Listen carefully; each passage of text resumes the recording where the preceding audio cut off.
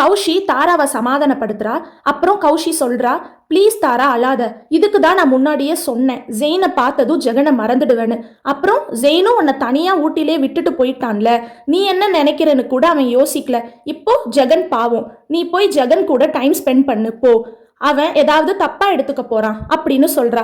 அதுக்கு தாரா, இல்ல கௌஷி, என்னால ஜெகனை ஏமாத்த முடியாது, என் மனசுல வேற ஒருத்தனை வச்சுக்கிட்டு அவன் கூட சாதாரணமா பேசினா நான் ஜெகனுக்கு பண்ற துரோகம் அது அப்படின்னு சொல்றா. அதுக்கு கௌஷி ஒண்ணுமே சொல்லாம அப்படியே நிக்கிறா. தாரா சொல்றா, நான் இப்பவே இங்கிருந்து கிளம்புறேன், ஜெகன் கிட்ட எனக்கு உடம்பு சரியில்லைன்னு சொல்லிடு அப்படின்னு சொல்றா.